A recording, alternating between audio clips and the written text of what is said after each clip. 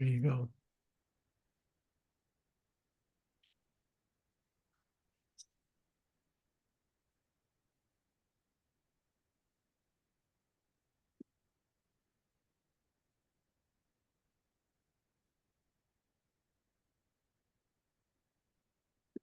These pop-ups are so neat. Okay. Okay, thanks.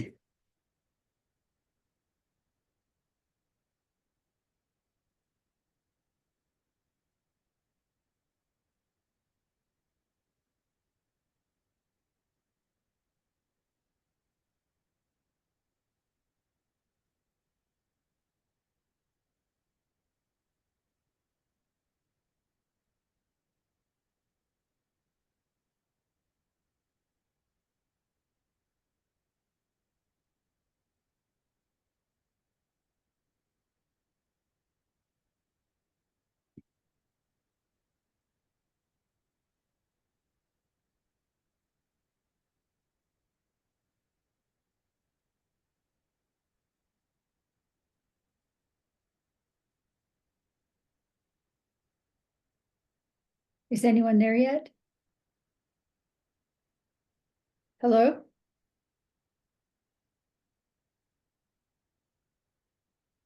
Can you hear us?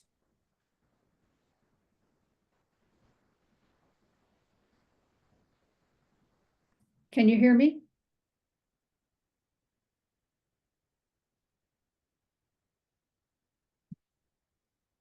Yes, we can hear you.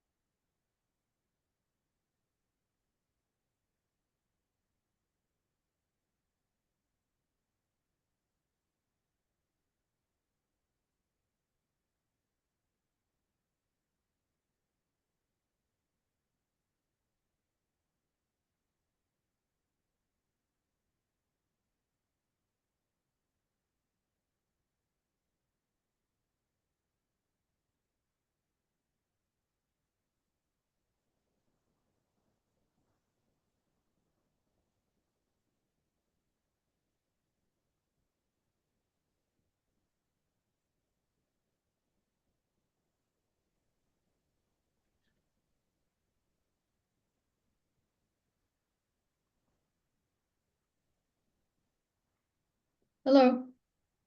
Hi.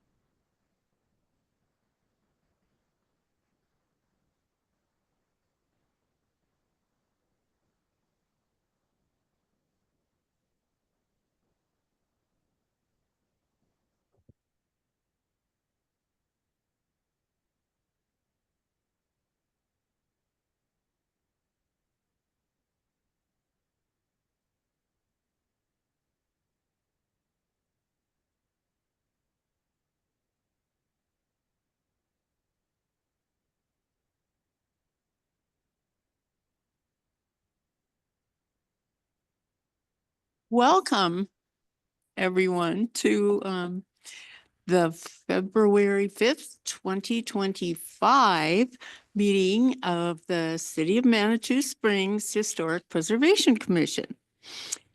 The purpose of the Historic Preservation Commission is to protect and enhance districts of historic significance and instill and foster civic pride in the legacy and achievement of the past, and to improve the economic vitality of the historic areas of the community through encouraging compatible rehabilitation of historic structures. The Historic Preservation Commission is responsible for reviewing plans for building in the historic districts, for architectural appropriateness, and to ensure proposals meet the city's design guidelines, which are based on the Secretary of the Interior Standards for Rehabilitation. And now we can take roll by having the commissioners introduce themselves. Starting with Commissioner Porter.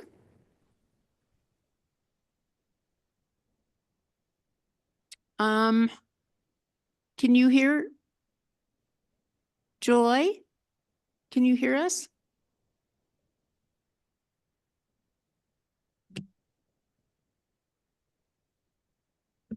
Can any of the commissioners in the audience hear us? I can hear. Yeah, I can hear you. Joy? I don't think. Is there Joy sound yet? Can you hear us? Can you hear me? I Yes. can hear you. You can hear me. Oh, great. Good. Can you hear us?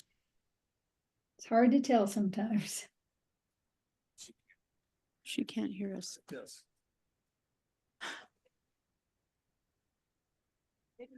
She just isn't turned on, or?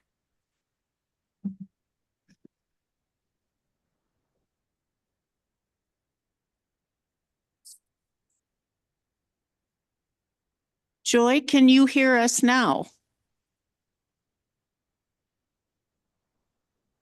Joy.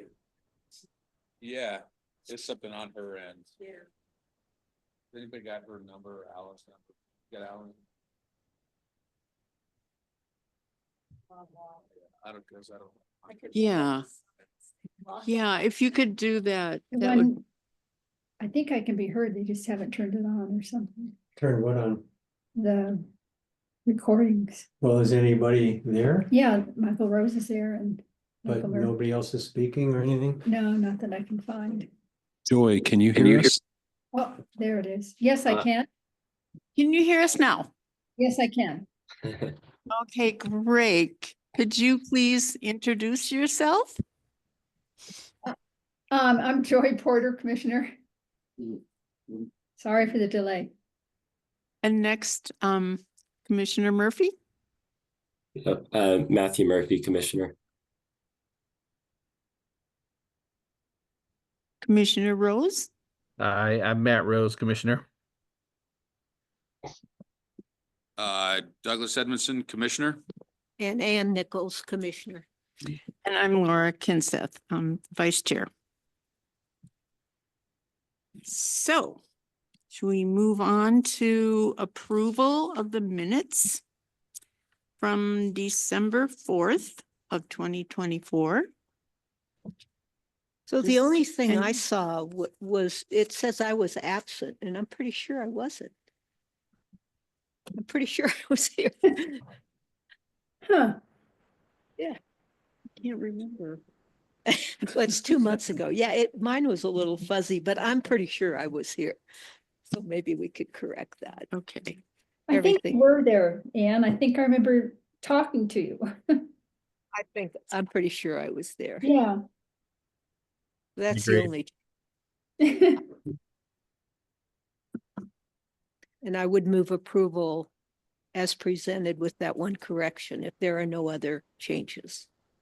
okay. I second that motion. Thank you. All in favor? I, Aye. Aye. Aye. Opposed? So the motion passes to approve the minutes of December 4th as amended. Okay, is there any public comment?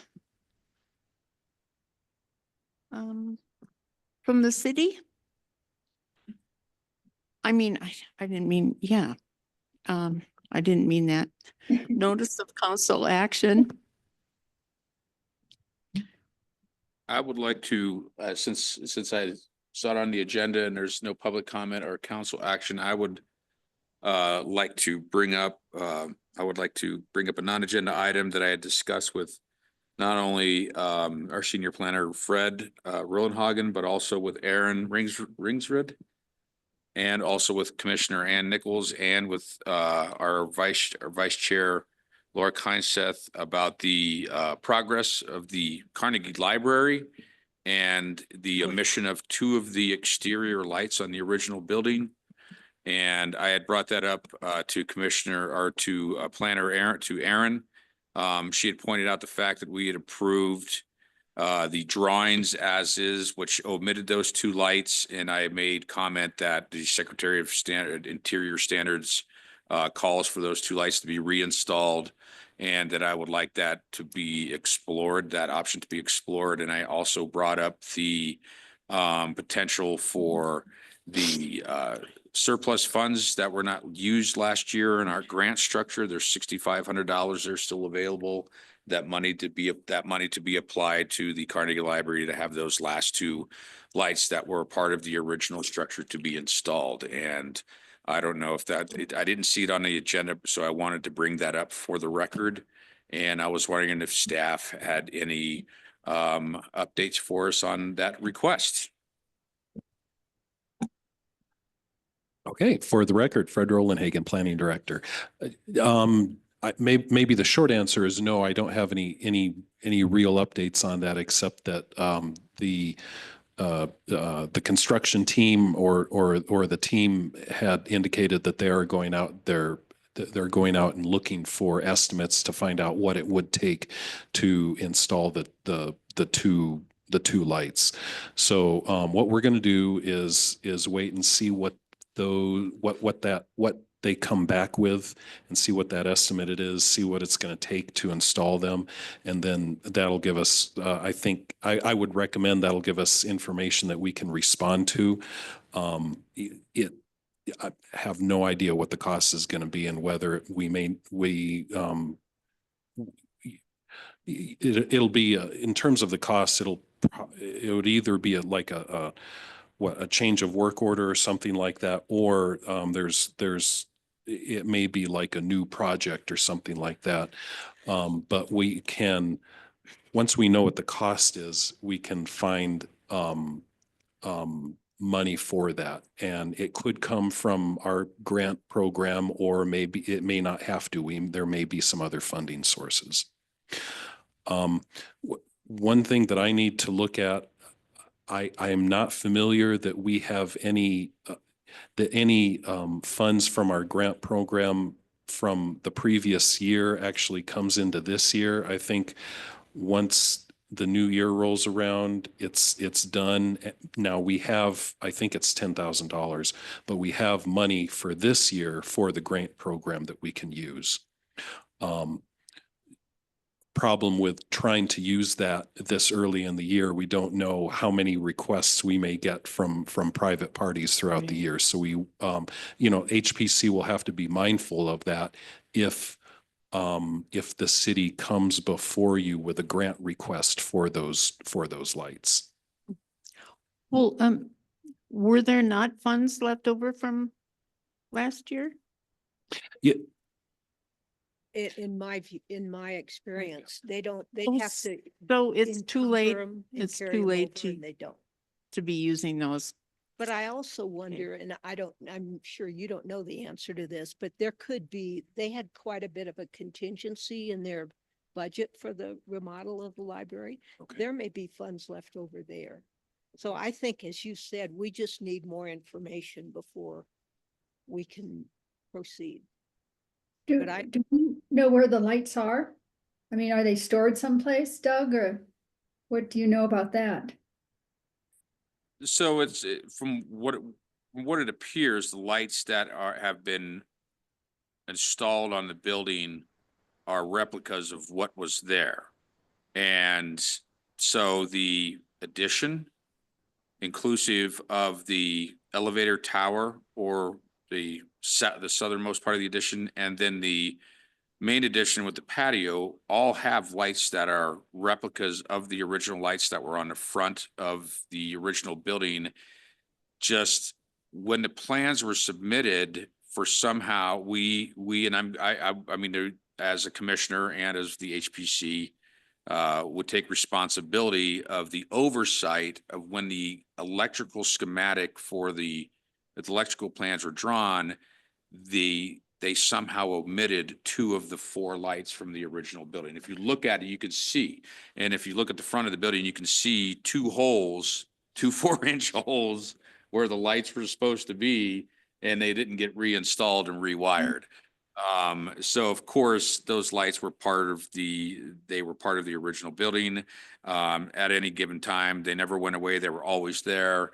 It's not like they had been installed and then were lost and then were reinstalled. They've always been there, but it was just overlooked in the planning. So obviously, as part of the restoration effort and to have the original architectural harmony and balance to the building, we would like to see those put back on. And I think it also would definitely fall under the umbrella, the guidelines of the Secretary of Interior standards that the building was to be restored and maintained in its original appearance. So it won't take much. I'm enthusiastic not only about the grand reopening that's coming up, but it's also going to give me an opportunity to go in there and have me put eyes on it. I know a lot of the mechanical aspects of the building and what's going on in there. And as a contractor, I know that it's going to cost some money to do this, but it's not going to take that much. It's not a real biggie. So I would like to definitely keep it on the radar. So that's why I'm just Yeah, making and a as I told Doug, if you look at all of the publicity we're doing for the event this Friday, it's all the front of the building with the 4 lights. So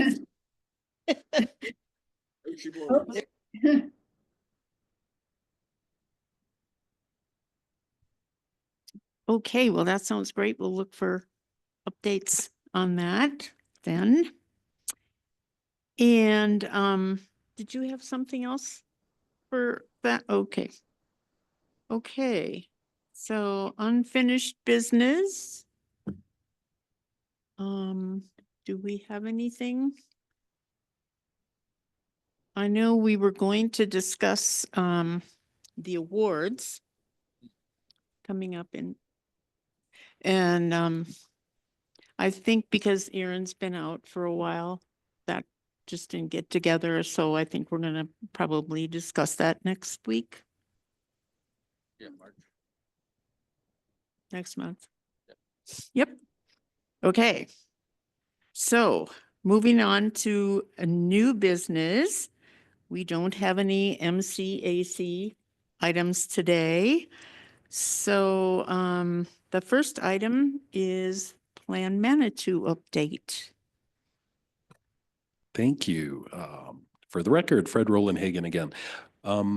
A couple months ago, I had just offered to provide an update on our efforts for Plan Manitou to HPC, so you knew where we were and everything like that. So I've got a little bit of a PowerPoint presentation here. It's a status update from a little while ago, and so a couple things have changed, but I'll provide an update. I think. Yes, I need to share my screen.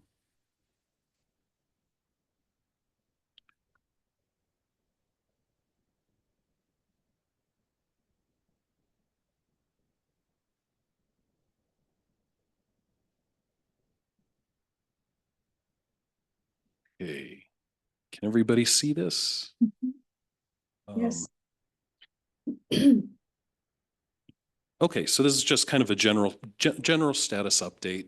I also presented this to the Housing Advisory Board last month. So just to kind of get everybody on the same page. But as you know, we're going through an update of Plan Manitou. We're calling it Plan Manitou 2.0. And essentially the focus of this particular update is focusing on the priorities, basically the priorities list. The goals and objectives that are in the comprehensive plan are still relevant, and those are not proposed to be changed. We updated some of the current information like population information and demographic information and that stuff. But this effort that we've been going through pretty much for the last year has been focused on the priorities, the specific priorities, and I guess what order those priorities should be and everything. So let's see. Where's my slideshow?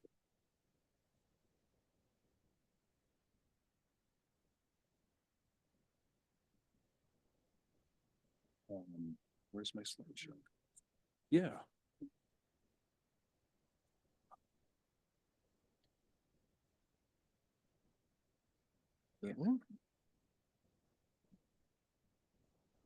Okay. Okay. So this is the project timeline. As this shows, what I'm showing you is an update that happened back in the fall. So I'll take you up to there, and we'll talk about that, and then I'll talk about what has been going on since.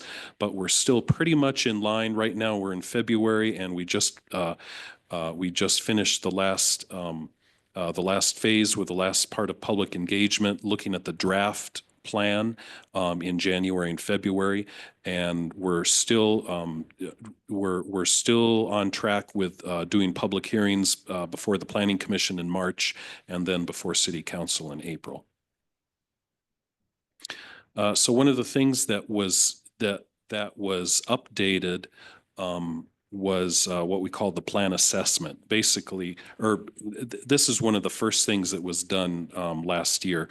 Our consultants had essentially done what they call an assessment of the plan. What was accomplished, what was not accomplished, what actions were completed, what things were left undone.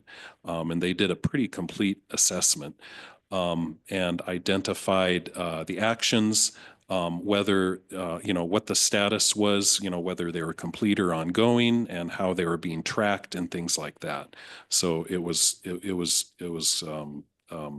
quite an endeavor.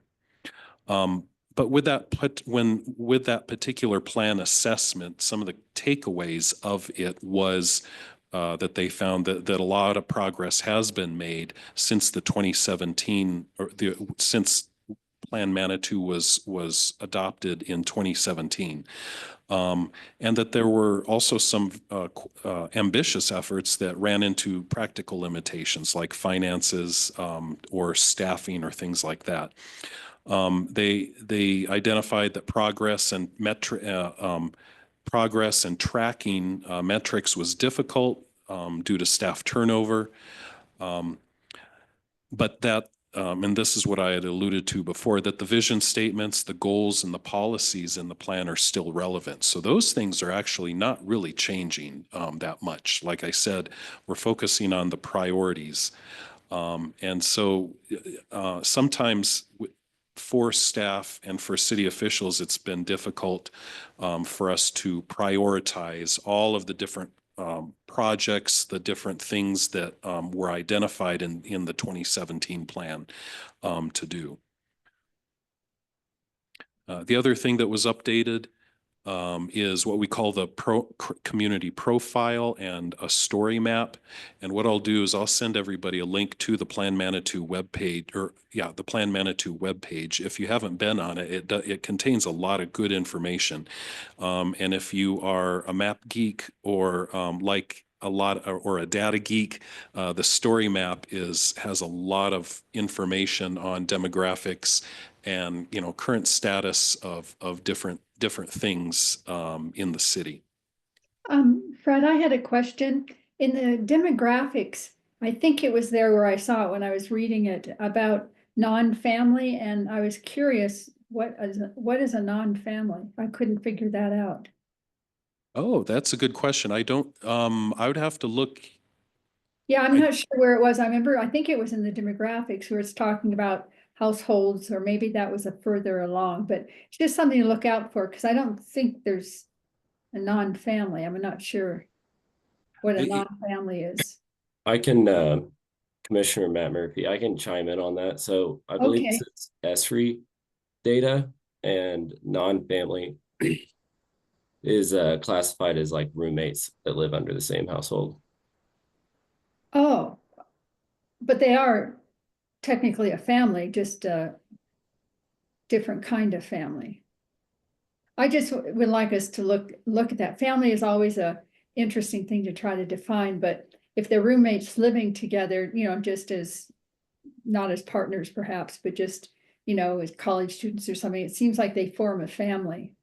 They pay the bills together, so I just was curious about the definition, if it's defined also on Plan Manitou in the glossary, what a non-family is, because I think that could be a question. But thank you, Mike, for clarifying that. Yeah, I'll look into that and clarify those definitions. My guess is that's coming from the US Census and how people are filling out the census, whether they're part of a family unit or perhaps where they're filling it out as an individual living with other people under the same house, under the same roof. But I'll see what I can find. Okay, thanks, Fred. Thank you, Mike. So anyway, under the, when we updated the community profile, there are some key takeaways that we identified. Number one, I think most of us are familiar with this, that the city is getting older.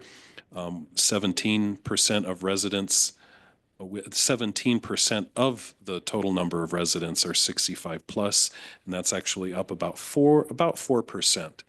Since 2010. That's going from 2010 to the 2020 census.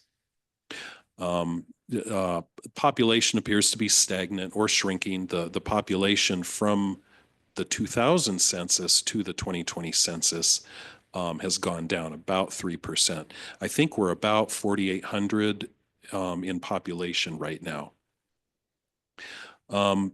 The opportunity for growth or for growing or growing in population is limited due to our setting and ability or not ability to grow outward or to annex property or availability of raw land for more development.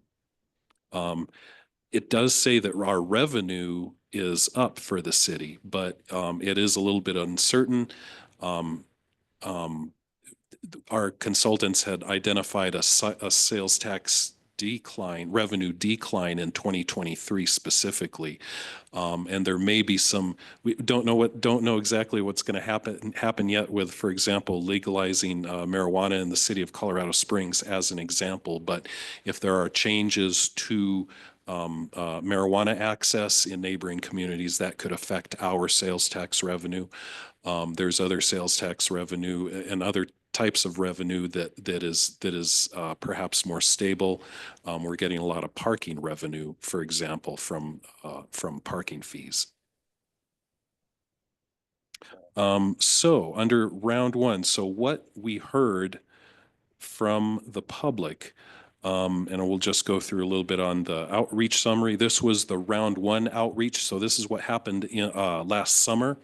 And what we did, we held online, we did quite a bit of outreach, both online and in person. So online, we did a Plan Manitou 101 question of the week. We did 4 of those, mostly during the month of June. And then we did a final question of the month, an overarching question of the month. And we got a little over 218 participants in that online survey. We also did some pop-up events. We were at the Ice Cream Social on July 1st and the Day of Friendship on July 27th. Working group roundtable. We had a working group roundtable in the summertime, which was very which was very productive. 17 people showed up. And also when I update for what happened recently, we had another working group roundtable just a couple weeks ago in January, where the working group members were able to look at the draft and provide comment on that. We also held a public meeting, which we coined it as the Community Priorities Workshop. We had about 60 to 75 people who showed up in person, which was very good, and about 72 people who showed up and took the survey online with that particular workshop. And that's where they were able to take dots. If you attended that workshop, you had dots and you were able to identify what priorities you felt were important to stand out. So this is where I'll just talk a little bit about housing and neighborhoods. We also had one on historic preservation, and I tried to get it in this presentation, and I must have not saved my work. So, but I'll let you know what that is after I get through this. But just a little overview on housing and neighborhoods and land use and the built environment. This was one of the questions of the week that we asked the public back in June. And so some of the answers that we received included things like that they thought that there was a need for affordable and diverse housing options, primarily for families, younger folks, and workers and seniors.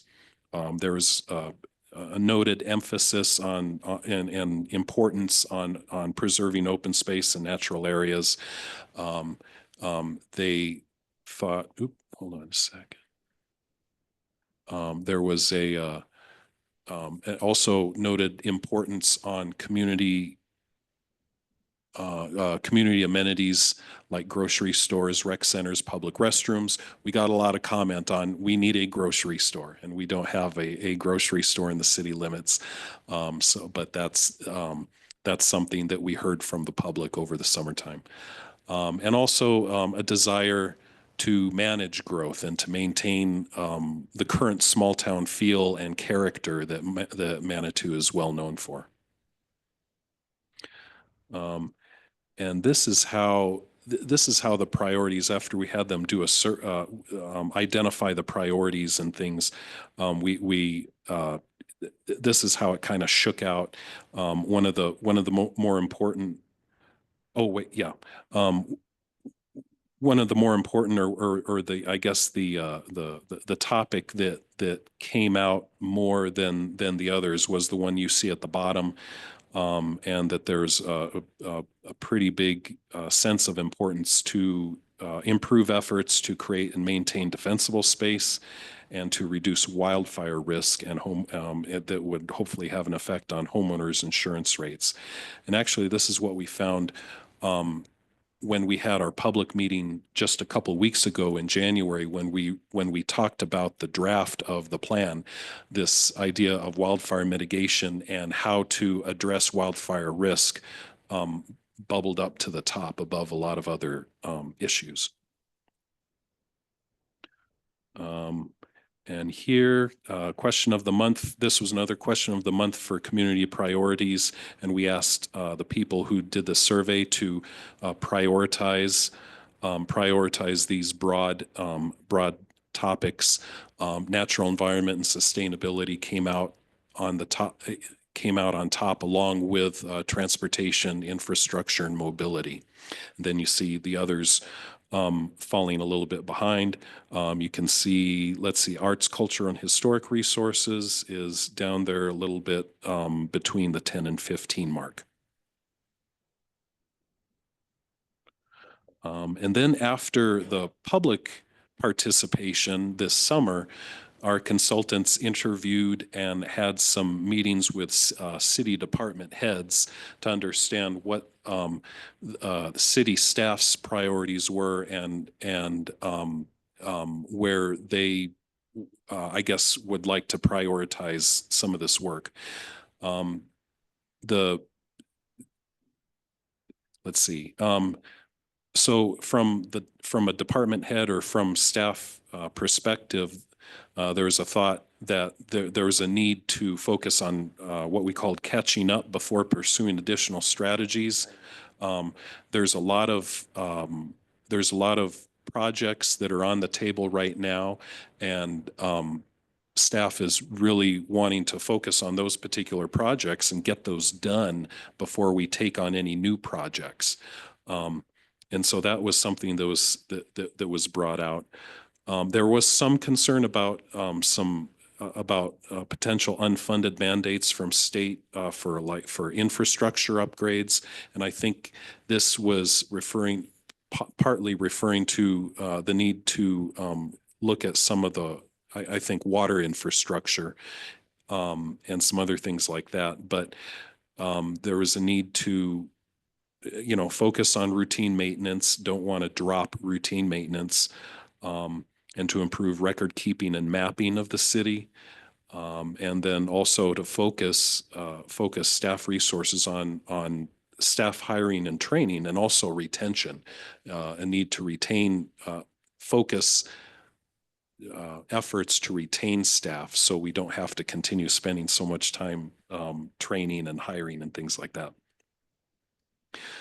But there is a desire, there's an express to update the needs to establish realistic expectations about what can actually be accomplished over the next 1 to 3 years, based on, again, our staffing and financial resources.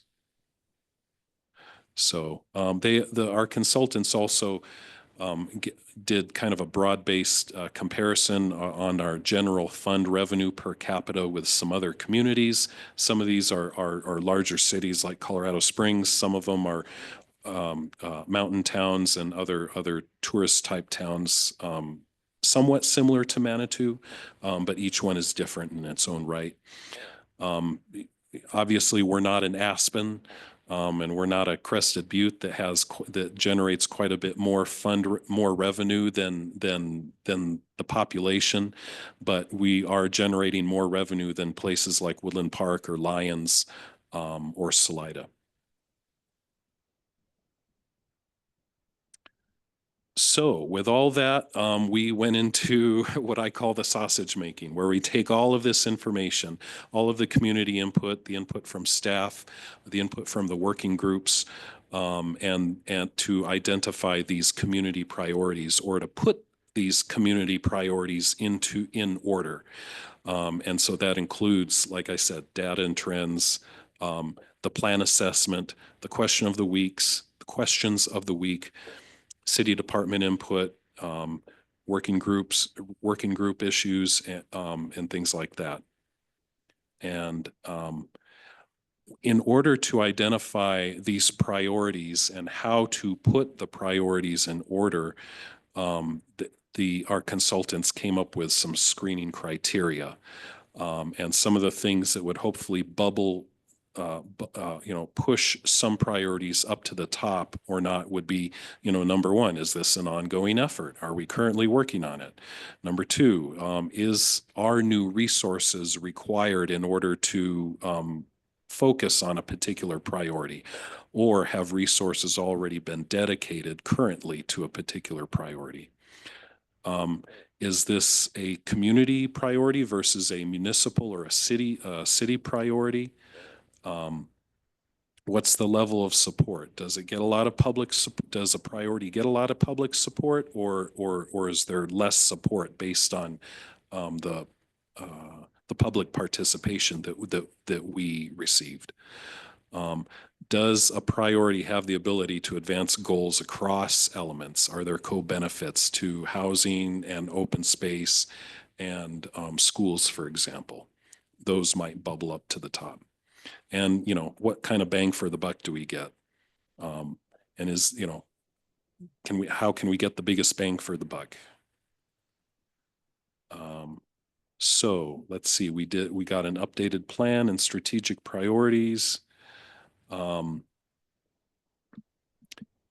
So after categorizing all of the priorities and all of the actions, we put those into three different parts. One was what we call strategic priorities, with the idea that those priorities should be looked at on a 1 to 3 year time frame. They are currently aligned with available resources that we currently have. And this would determine essentially the work program for city departments for the next 1 to 3 years. That's in contrast with the long-term priorities or the long-term actions that would take more than 4 years to accomplish or work on. The long-term actions do have the potential to elevate, become a strategic priority if there are additional resources that come available. And there could be a comprehensive list of actions that could become strategic priorities in the future. Let's see.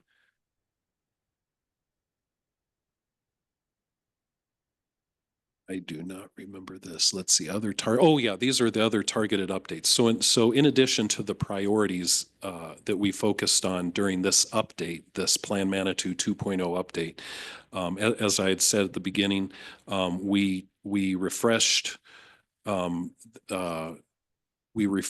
the document to acknowledge the completion of other related plans and studies since 2017. For example, we completed a hazard mitigation plan. We completed some other plans that we acknowledged in Plan Manitou.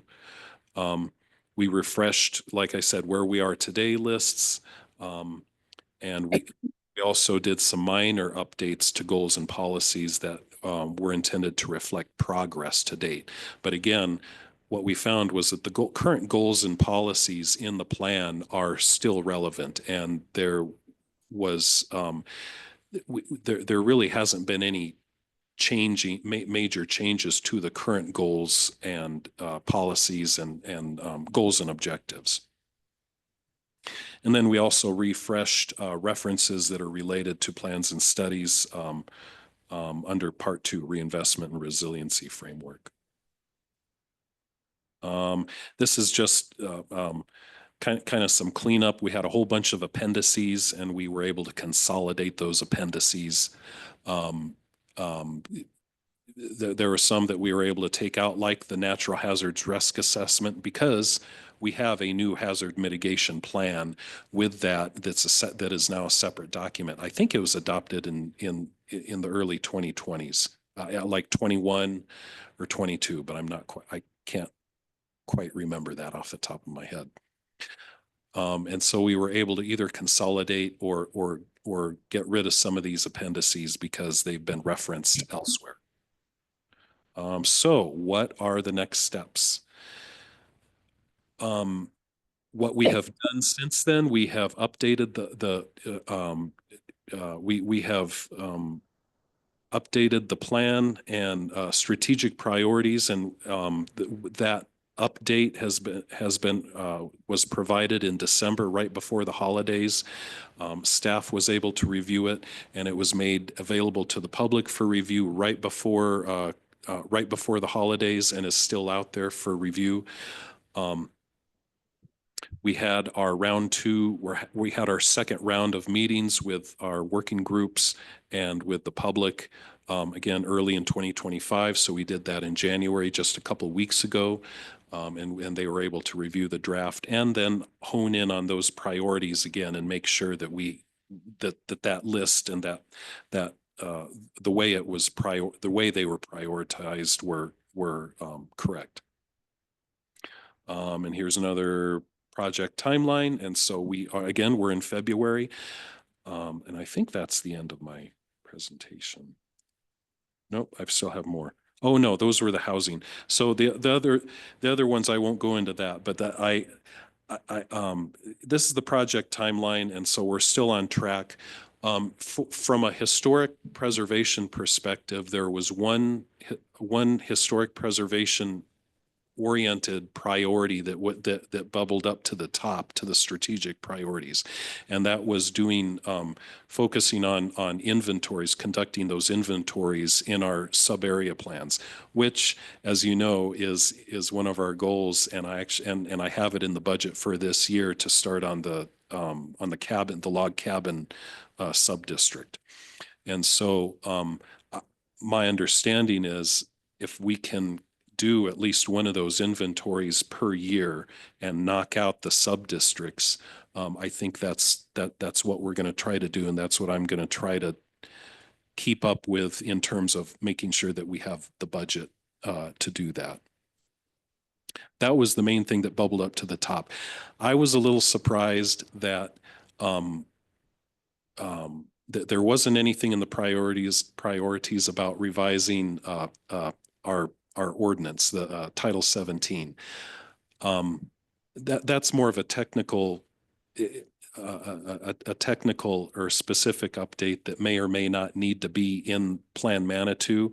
But as I said, number one, it's in our budget, and number two, it's in our goals to accomplish this year. So we're on track with getting that done this year as well. I apologize. Like I said, I did not save the slides that showed all of the priorities that were historic preservation oriented. So what I'm going to do is I'm going to get that list and I'll just email out to everybody on the commission so you know what those priorities are. And I'll do that. I can do that tomorrow. Thank you. Let's see.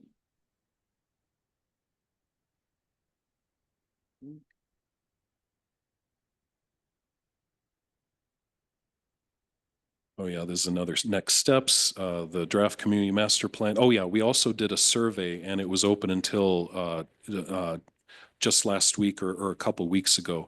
We had another survey that we asked people to take, which basically was asking them the same questions that we were asking the public during the public meeting. Was, what are your priorities? You know, where would you like the city to focus its attention on? And so what's going to happen now?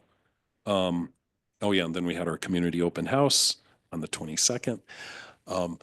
So what's going to happen now? The Planning Commission and City Council are having a joint working session next Wednesday, February 12th, where they are going to hear from our consultants. Our consultants are going to explain what they heard from public input, public participation, and how that changes the priorities. And we'll see what reaction we get.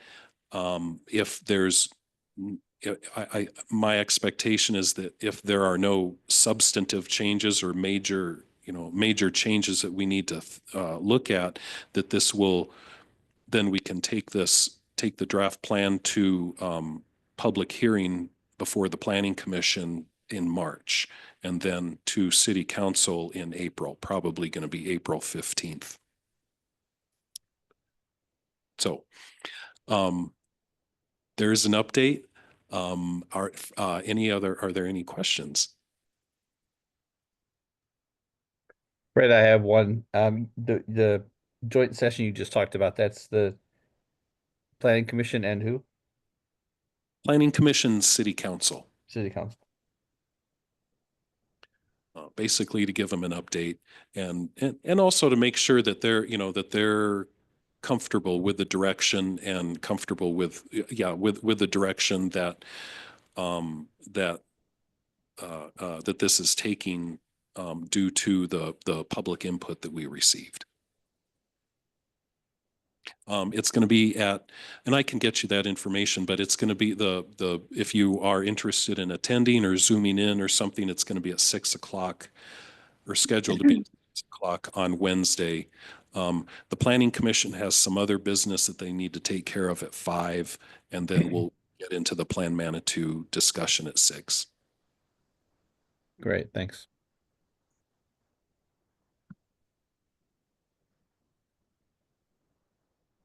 Any more questions or comments? Thanks, Fred, for that update. Yes, thanks, Fred, for giving us that update. Sure.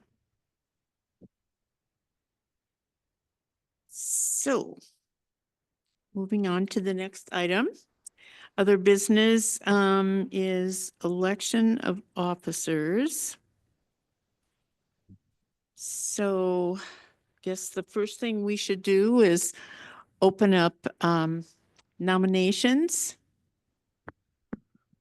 And don't we just, we generally rotate the vice chair up to the chair and then someone else who wants to be the vice chair and then a term lasts 2 years? I know I've rotated and you were rotating when I was first there. Yeah, Oh. that's generally correct. I think Laura's only been, you've just started, right? As chair? Vice chair. Right. Yeah. So typically, if you're willing, you would go another year. And then Okay. I don't think we have a vice chair, do we? Who's Yeah. our vice? Well, no, normally it's usually it's 2 years because I was chair for 2 years. It's, yeah, So right. Commissioner Susan Presti had just been elected chair this last January of 2024. And then Laura had taken the vice chair position. Well, since Susan has left town. In like what, October? Yeah, she left and Yeah, I think Laura so. has been acting as chair Right. since Susan's departure. Then it would be suggested that I would move that Laura be Commissioner Vice Chair Keinset be moved up to chair for at least the remainder of that, if not for At least a year. at and least then a year. We can just. Year, very good, right. for an entire year. You could, and I would like to nominate some unsuspecting commissioner to be vice chair to maybe season them for a move, one of our new fellas. Right, I possibly agree. to Yep. That's right. I'm looking at you. Yeah, Yeah, I totally agree with that. I think practice has always been to rotate people through so that unlike some other boards and commissions, pretty much everybody gets a chance ultimately Right. to be chair because everybody brings a different approach, a different outlook Mhm. to being chair. And I think that's very valuable. So I Mhm. agree, with Doug, I think one of our 2 new commissioners, whoever might volunteer, would be great as vice chair. I would volunteer. Very good. Okay, so is that it? Do we need to make a motion? We vote, right? Yeah, I think you need to make a nominate, and then those folks need to accept the nomination, and then you can vote. Okay, I will nominate Laura Kleinseth as chair of the Historic Preservation Commission. And then I would like to also nominate Matthew Rose as vice chair of the Historic Preservation Commission. And I would second that.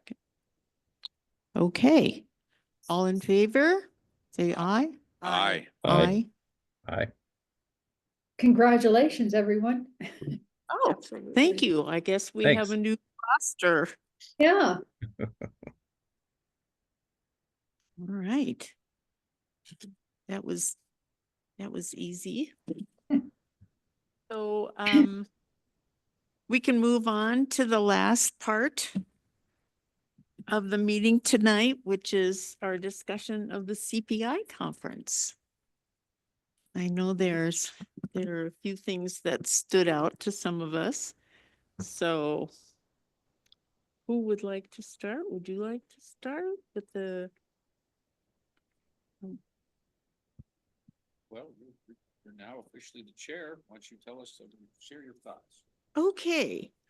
I thought, what really stood out to me the most was, the way the stories, real history were told by, people who have actually experienced history through listening to their family members, grandparents, parents, and, especially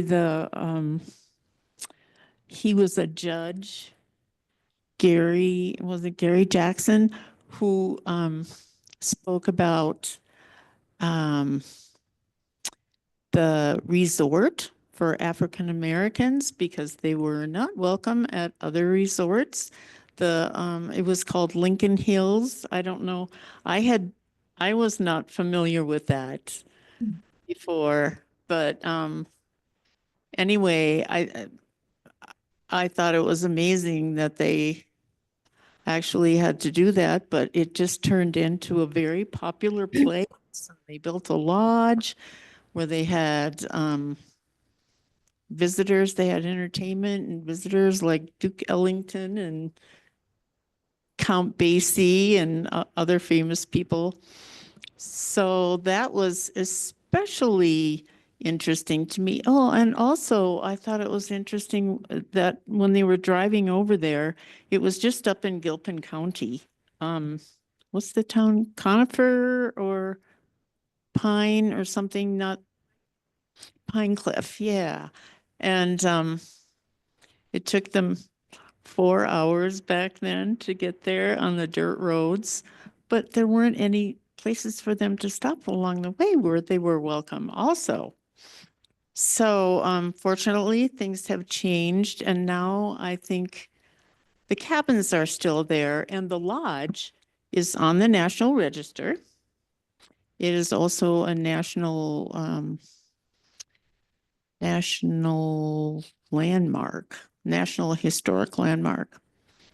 So that was one of the good stories. And also Ennis Davis, he was one of the morning speakers who is an urban planner and spoke about his approach to urban planning, which he named, because we all know gentrification is a real problem with revitalizing some of these communities. And I don't know if he coined this term, with gentrification, which means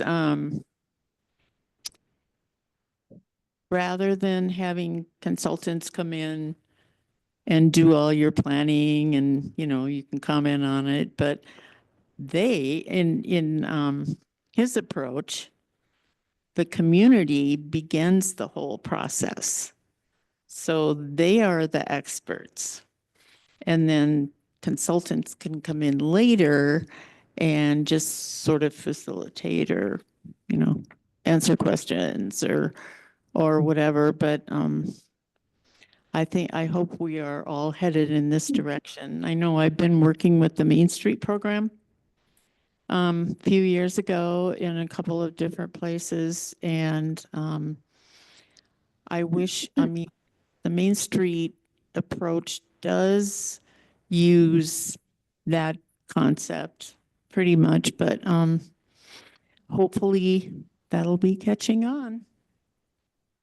So another term he used that was kind of contrary to what everybody talks about, place making, like you're making a new place. I think he called it place keeping. And I think we should kind of focus on that too, because we're keeping something, we're trying to keep something as a community center that was already in place and keep it the way it was for the real people. Real people. Yeah. Mm-hmm. I also thought there was a lot of good information about surveys and how to go about that, and I think did you meet Jake from the company who did the survey in 2021? Oh, you've known him okay. Yeah, hopefully we can work with them again. I also liked, and I know you did too, the session on, what is this? These are your grandma's windows. That was some good information that I think we should use those statistics and have some kind of a, I don't know if you call it a disclaimer or whatever in our application about why you should not get new windows, why you should finish, to put it more positively, why you should keep your old windows and restore them. All the many benefits. So, yep. And have Doug do the work. Yeah, good idea. If I can add a couple things from my experience there, it sort of follows what you were just saying, Laura. This is Matt Rose, for everybody who's not watching or is watching. I think that what you just said at the end there is to put a positive spin on it. Is say, I guess create a really strong reason to preserve what we have. Instead of, discouraging people from changing things, maybe encourage people to keep things. And I think the big message that I got from the conference was to really reach out to our town and the citizens and create a groundswell of pride is how I kind of took it. Sort of really emphasize community engagement. And I think that's gonna, as from I'm new to the commission, but in the time I've been in Manitou for the last year and a half, it seems to me that we have a very successful historic district program. Like, we have people who are very invested in the town, who have a lot of pride in the town.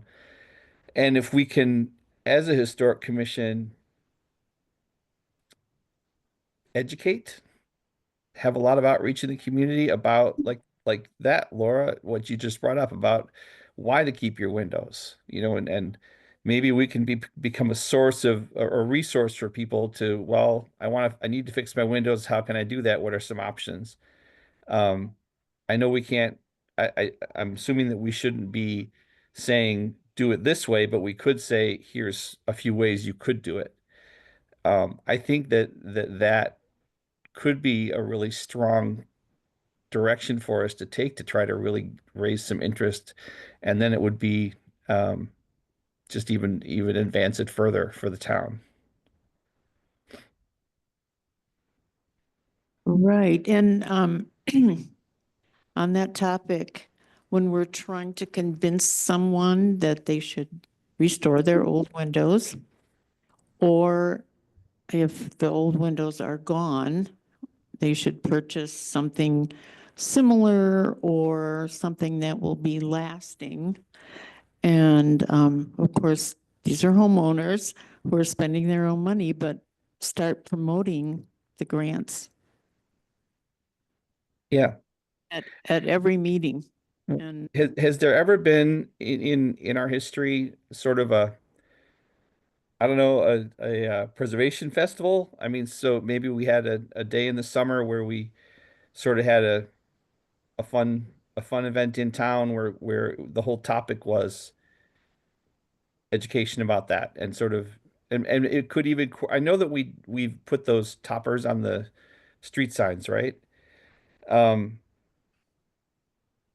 and maybe we could coordinate with I think that there used to be awards, right? In town. We still will do the awards. So maybe we can coordinate it with something like that. Just have an event that would wrap more into creating some excitement around it, where people who live or businesses in the historic districts, can really, take some pride in what they're doing and be involved in that. Maybe that's something we could look at, coming for an event coming up. We have a couple times, at least in the past, done workshops specifically on windows. Yeah. And I think that's a time-consuming process to put together. But I think that's a way to get people engaged as well. Yeah. Is to some hands-on things. And we've done them in conjunction with what it's Preservation Alliance in Colorado Springs. And that's something I think we could look into. They're fairly active. So I agree with Right. you, Matt, that the more we can get people engaged and kind of hands-on understanding about things like historic windows, the more success we'll have in getting people not to replace them with Yeah. vinyl. Yeah, Yeah, there was something else at the conference that was pretty cool.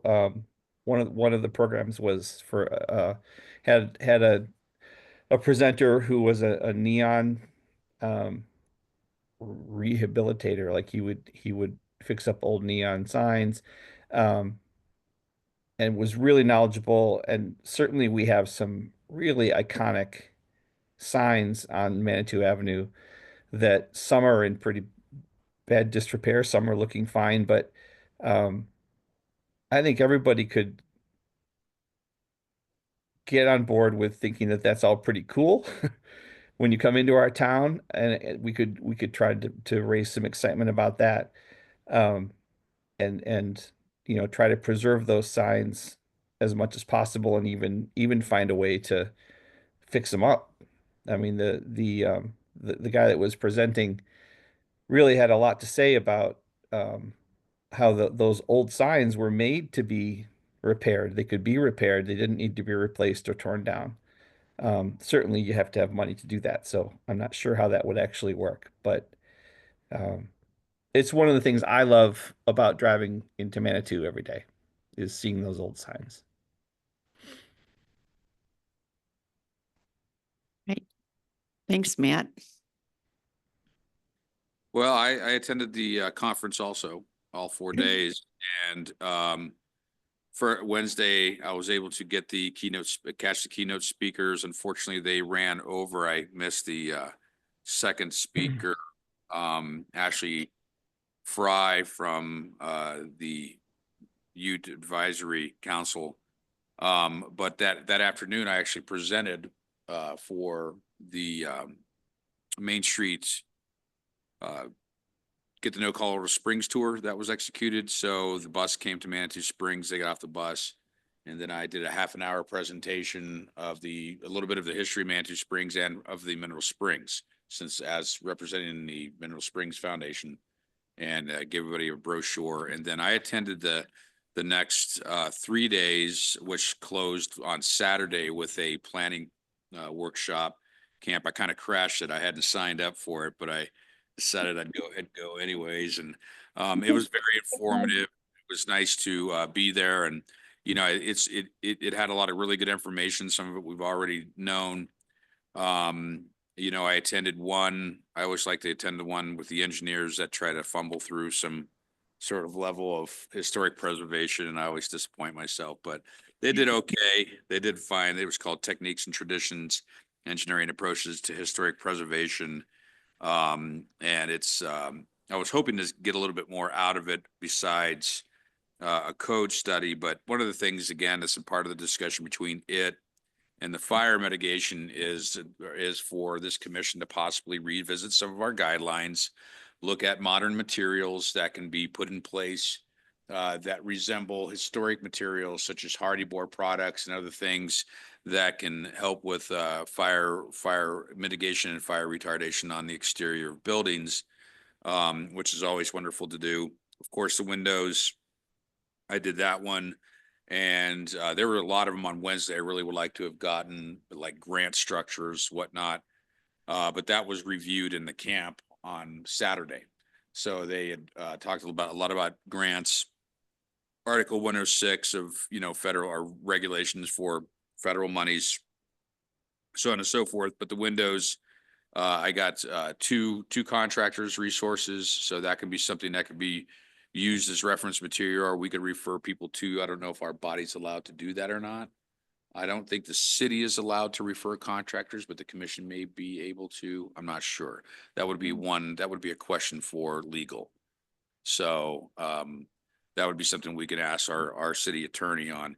and also masonry. I got two different masonry restorationists specialists while we were there. The intangible cultural heritage. That was the theme of this year's conference, which kind of was in concert with last year's theme of the minority communities that are a bit underrepresented, but seem to be the core of cultural history in our towns. You know, you go to Taos, you go to Manitou Springs, you know, you expect to see, you know, back when I was a kid, we had native indigenous dancers and, you know, weavers and other, you know, tribal members making offerings and, you know, dancing out in the streets. We don't have that anymore, even though the places are still there. So there's been a lot of discussion recently around activities around the Soda Springs Pavilion. You know, my feelings are the Soda Springs Pavilion was built as a band shell to host summer concerts. It's, you know, not to sound too much banner waving, but it's an American tradition. And I consider that an intangible heritage where you have the places where activities took place, but the people aren't there anymore. And to support these activities is also part of our mission as a commission to preserve our culture. So anything that can be done to preserve our culture, like in a way of waiving permits or grants to bring these activities back, you know, things of that nature, find ways to bring these cultural activities back to our community that's helped build it in the first place. That was like Soul Community. I mean, we're sitting in right now in what was one of the great dance halls, Hiawatha Gardens, one of the great dance halls. People just don't do dances like they used to. They don't go to dances anymore. They stay at home and they stream their favorite shows or go to a rock concert. And, you know, but I have always found out in my experience when it comes to cultural activities, let they be 15 years old or 30 years old, like the fruitcake toss or carnival, or something that's taken place for 100 years, like a Little London Winds band concert in the band shell, is if you build it, they will come. So if you host activities that are rooted in culture, then people will show up to partake in that activity. So I think it's something that could be visited as far as preservation and or something that we could support as the Historic Preservation Commission for these activities. Definitely. So that is my take on it. And of course, the sign thing, yeah, I mean, I worked with Hannah Van Nibwegen. I had already made I have a photo catalog of every sign in town that would fall under that category. And as neon signs, electrified signs, they all fall in the same family.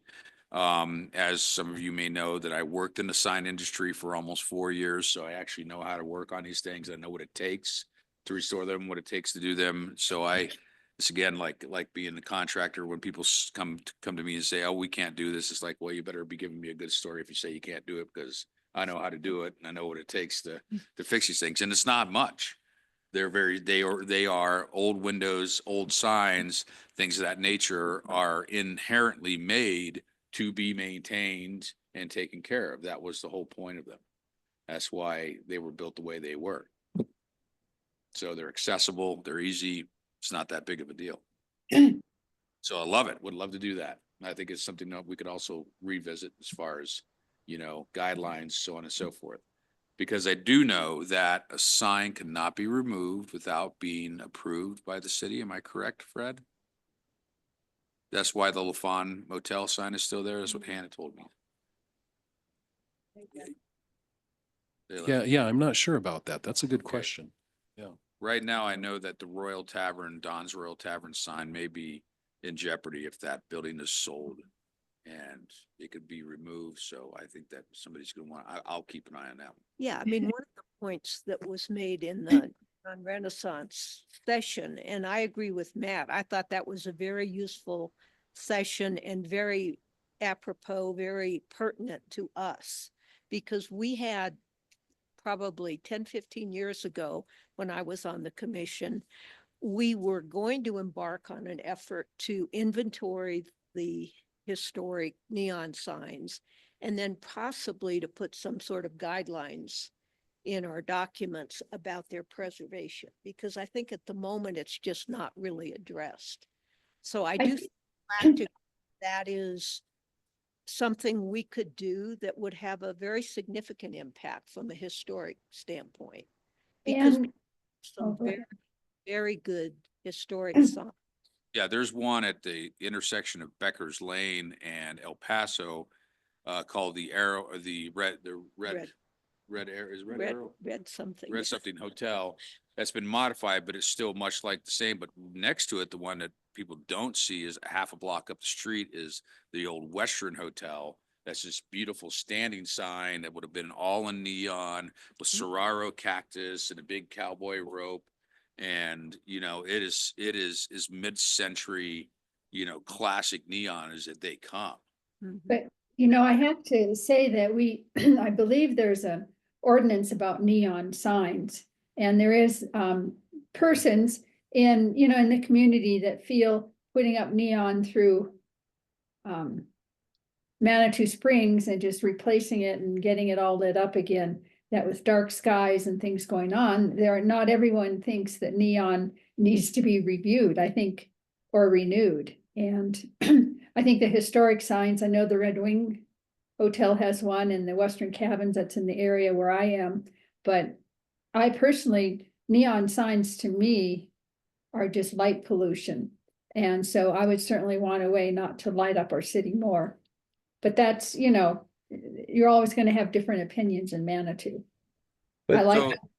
That's Yeah, true. Don't that had like been that had been brought up that the signs could be put on timers. There was also the examples of what they did in Pueblo where these signs could, if they could be removed, or they could be asked to basically be harvested, to go and say, hey, we'll come and get this sign. We'll take it from you. Because in Pueblo, they have a neon alley. I have had discussions with Natalie Johnson, the director of the Manitou Arts Center and the Manitou Springs Heritage Center, and their willingness to receive these signs as a donation and then potentially create a neon alley in that area where that could, it would be that. central. Sounds interesting. That sounds interesting, Doug. Yeah. Well, So, I look the at thing those. is that once the sign is down and it's been scrapped, it's gone. No, I don't want to scrap things, but I also know with the lights that run up Manitou Avenue, it's a little bit carried away. But certainly I think that idea is a very interesting one, Doug. I knew you'd have a solution. Yeah, I know that they definitely got a little carried away when they put in the lights along the urban Well, renewal. yeah, because we can see them from our home and well, that's off subject, so I won't get into that now, but I think saving signs is good. Background on that, and that's probably not an appropriate discussion right Yeah, now. that's why I stopped. But the neon signs themselves, I've already had preliminary discussions with the Manitou Arts Center, Manitou Springs Heritage Center. And that was part of the conference, so I'm okay with that, and I stopped, Dan. Yeah, I would love to. I'm here. I will give you all the time in the world to, help manage a situation like that if the opportunity came to present itself. Yeah, I don't think we're talking about adding new neon signs. Yeah, I think no, what not at we're all. talking about is preserving the historic neon signs we have. And I think that is a really appropriate discussion for us. And one we should engage in, and we should, I think, start with, and apparently you've already done this, an inventory of what's out there. So I that do. we understand that. I do have a couple dozen photographs. That's good, Doug. So I agree with everybody that's talked. The conference was really good. I watched most of it online, which has extreme advantages in that you can kind of skip between sessions and see a lot of different information, and you can hear better because I had a lot of trouble in the big sessions hearing what was said. So I thought it was a very useful conference and appreciate you all sending us to it. Thank you. Yeah. And another thing that they discussed at a couple different sessions were the historic tax credits and the updates, making them benefit smaller projects more. And that might be another workshop that we could hold for perhaps with the Colorado Springs Preservation Alliance and just get a good group together and have someone from History Colorado come down and give us a workshop, because I think it's very complicated. And I would love to have a workshop where we actually have the application form to fill out and figure out what the formula is. So all those statistics that they give us, you know, they're a property owner who wants to go ahead with the project can actually figure out a dollar amount or close to a dollar amount. So see what your benefit is, because all those figures, they just, you know, I'd like to put that all together and get it. I think that would be a good thing to promote. Yeah, at the camp, one of the last presenters was the historic planner for the city of San Francisco. And to look at the structure, historic preservation structure that the city of San Francisco has, and looking at our guidelines and some of our ambitions, believe it or not, we're really up to the tempo with this stuff. You know, fine tuning some of our guidelines and some of our ordinances to be a little bit more robust and encompassing, particularly when it comes to things like the signs and other aspects, but also the inventory. And they're in the middle right now of doing this huge inventory. They have 3 full-time staffers, you know, out there 40 hours a week taking inventory. And then, of course, you know, the conversation turned to the intangible heritage aspect of it. I said, hey, what are you guys doing about the Haight-Ashbury district? And they said, you know, it's on our radar. Where it's like, you know, that part of San Francisco did not burn and was not destroyed during the 1906 earthquake. Everything basically west of the hill didn't get destroyed during the earthquake. And even though the buildings fall under their historic preservation guidelines, but then it can be coupled with the cultural revolution that took place in that district. And we could have examples of that here. Oh, there you are. Okay. A lot of good information.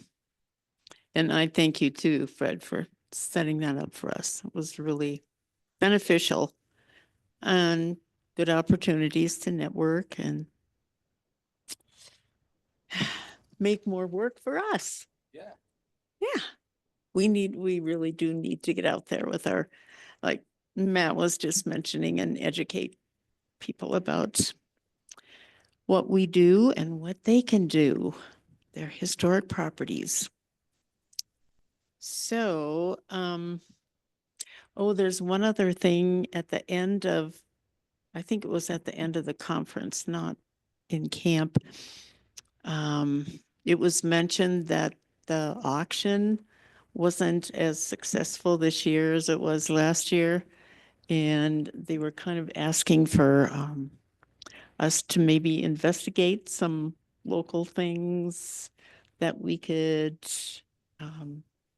contribute as a prize. And I don't know, Susan and I were kind of throwing some things around, like if we could talk to the COG railway people and have maybe tickets to, and they have that historic restoration that they could show off. I mean, the Cliff House, just, we don't have to do this right away, but it's something to think about. And I think,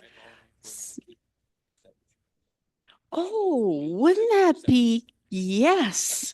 Are you looking at me? You know, you just, that isn't why I was looking at you, but I think that is a terrific idea.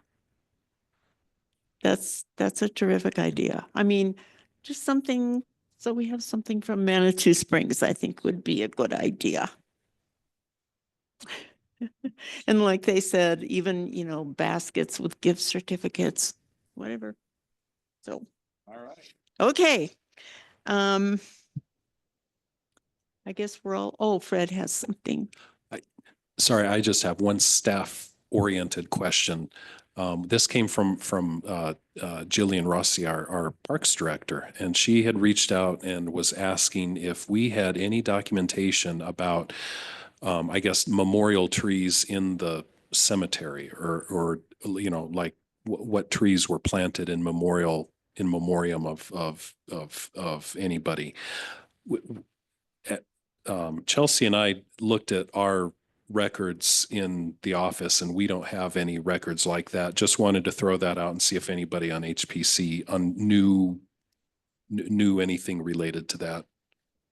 So when Crystal Valley Cemetery was established, they obviously lined it with silver maples. The only two memorial trees that I know of were the two trees that my great grandfather planted were on our family plot that eventually are next to his grave now. So there's a man that had a little bit of foresight, but he actually, the boulder that is at our family plot and the two juniper trees came from our property. And they're memorial trees, and I actually have a picture of my grandfather sitting on a rock when he was a kid. That is now my great grandfather's. That's so, yeah. Oh, right as you come in the gate on the north side up on the hill. Yeah. Mhm. Yeah, sure can. Yeah, they reached out to me. So I mean, whenever I go out there and I'll walk it with them, but yeah. Yeah, I'm not. That is the only one. I think there might be one over by no, not the Sharpener, but the Schaffner, or whatever it is over on the south side. There's a tree in there that has a plaque on it, but it might have been that one. I don't know about. Those two trees I know for sure were planted by our family. There you are. Great. Thanks. Okay. Any more questions? Everybody good? Okay, it's 6:52 and the meeting is adjourned. Thank you. Thanks, everyone. Good night, everybody. Night.